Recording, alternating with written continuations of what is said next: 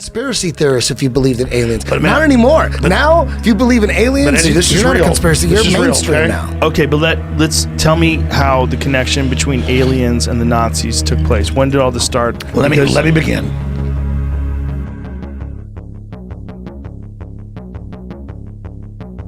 This is really, I'm telling you, Joe, this is a real deal. I believe you. This is, you ask, who are they?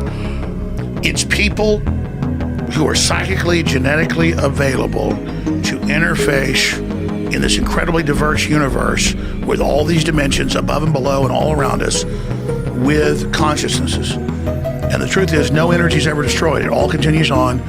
The truth is, our bodies, this is a fact, are a communal hive organism of all of our ancestors and all of their race memories, but not in just some compressed epigenetic system. It's beyond that.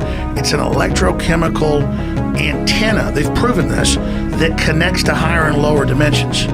So our bodysuit, because our predecessors wouldn't put us in a position without giving us a bodysuit that is them. Our families are loving us. They're holding us. They're wrapped all around us. Their strength, their will, their bad, their good, their sins, the good things they did, the battles they won, the battles they lost, the woman they loved, the man they loved. It's all in us. All these people, it's why we're able to look into so many things and have so many different experiences. And so all the shaman, all the ancient religions, everybody says there are the good ones and there are the bad ones, and people are interfacing. So you say, where does it begin?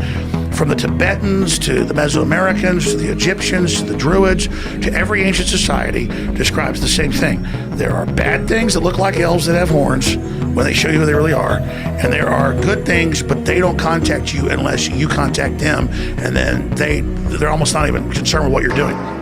I never bought into this, looked into it. But then I began to think about, what did I hear when I was a kid? What did I see? What was coming out in government documents? What was being admitted? When I read all these books about World War II and the Nazis and Hitler obsessed with the Dalai Lama and the Tibetans and what they were able to do without drugs to interface with this, and all the rituals they would do, and how they would believe that beyond the ether, like at Skull and Bones, it's a German death cult, they do rituals and take drugs to talk to the goddesses. Well, they're just appearing as, sexy, beautiful women. It's whatever you want as these spirit guides, because lower entities will come in and violate your free will. God and his angels, which are below him, will not get involved in your everyday life. They will not manipulate your free will unless you ask them in. But then the devil masquerades as an angel of light. So we're on this planet, the third dimension, which is a launch pad to all the other dimensions below and above. The third dimension, all the mathematics shows, is the primal sea of where all this happens. The Earth's like an egg, and we've got all this potentiality, and God will send out a transmission for a larger plan, but evil's willing to come in, and what does it say? Demoralize, get rid of children, don't have kids, humans are bad, we'll be better once you're all gone. And it's because it's their operational mission for whatever reason that we'll understand later what's going on. So the Nazis, if you get into deep literature, they believed they were basically seancing and being possessed by entities that, it was before the Nazis, for whatever reason it was the Germans that this happened to, and the Swiss. Like, they didn't discover LSD in the 30s.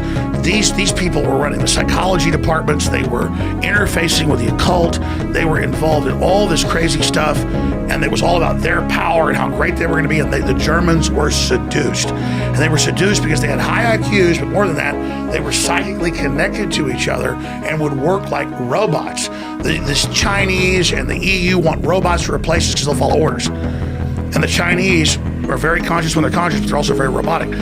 But the Germans are just as robotic. So this entity system picked Germans as its attempt, even in World War I, World War II, and it was manipulating the Brits as well, and offering them technologies, but two different paths. One was social control and all this other stuff with the Brits. The other was high-tech weapons, systems, interdimensional with the Germans. And so whoever these players are, and you can dial into it, but it's very dangerous. They're manipulating the British arm versus the German arm, and then they've got the Chinese arm that's almost seen as like their robot army. And so when you study it, the globalists go to these events and they take bigger and bigger doses of drugs. They do electroshock. If you go back to owners of Time Life books, weren't just in the 20s and 30s into LSD and other hallucinogens. An apothecary, they were getting electroshock. They were having people turn their heart off to like try to communicate with these things, to try to be dominant and get that. So you go back thousands of years, Merlin, the archetypal, or these magicians or these wizards are taking drugs in these temples and interfacing with these palantirs, these crystal balls, which aren't really crystal balls. It's their psychic focus of an interdimensional connection while they're on drugs, looking into glass, to then be able to see the future and understand what's happening, to give them temporal power over this planet. But like the Bible tells you, any pharmakia or any of that always leads to destruction, because only evil is going to come through that way. So we're basically have these light sockets. We can't jack into the higher unless it's our free will, and that takes time. We jack in to the evil. So you can jack into evil, you can't jack into good right away. So it's quicker, it's easier, like Yoda says about Darth Vader.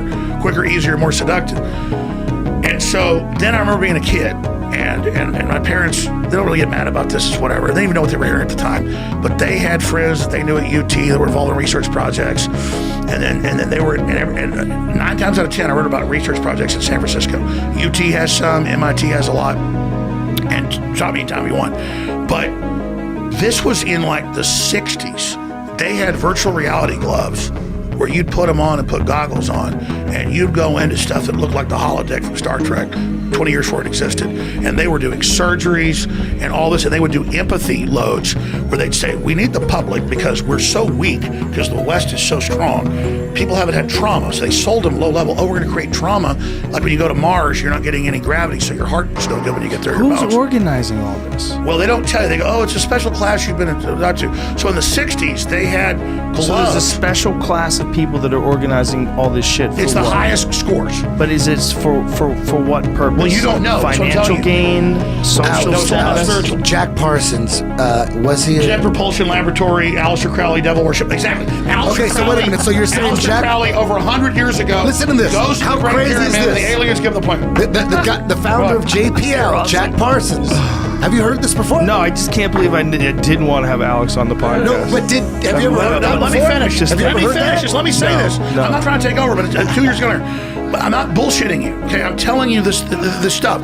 I don't believe in this. Okay, There it is, right there. Just patented in 1957. It's a VR machine. Exactly. No, exactly. That's crazy. So I've talked Amazing. to people, not just family. And Gives you wind, vibration, aroma, stereo sound, color, motion, wide vision, and 3D, three-dimensional. But let me tell you, they wore a mask in the 60s and 70s that was already like you see like paper thin TV screens. And it was already, I talked to them, they said there's no way this was human technology. So you've seen these foldable phones? Yeah. Yeah, I think the aliens have already taken over Samsung and Huawei. Yeah, See no, they're that down shit? there. Do you think the so? point is- Do you think the aliens are taking over Samsung? Do they have something to do with Samsung? Well, obviously, that's what I'm telling you is the Pentagon isn't worried about What is all astronauts. this, Jamie? This is the patent. And notice that's the, what you said, the 60s? I believe 1957. So notice that's exactly what you're being, that's what my dad told me. That's what our HTC Vive looks That's what like. a Do we Vive have looks in the like now. Today. So see, Joe, this is big. My dad didn't tell me this till he saw Endgame, and he said, no, son, we had virtual reality goggles, and we had CD-ROM, and we had things, and then something else happened, and I'm not at liberty to get into it, but I was shown 3 years ago what the University of Washington was doing under Bill Gates. And this is in the 90s. What were they doing? What do you do? They don't even know what they're being given. It's intravenous. So you think it's some sort of alien intervention type shit? Dude, they to get even deeper, they turn your heart off for 5 minutes and they pump oxygen into your blood. And you're in the meetings. I've talked to people that are involved, I mean top scientists. And you're in the meetings with frickin' aliens. Elves is the main group. But they're like, So by shutting your heart off, it makes you have that psychedelic.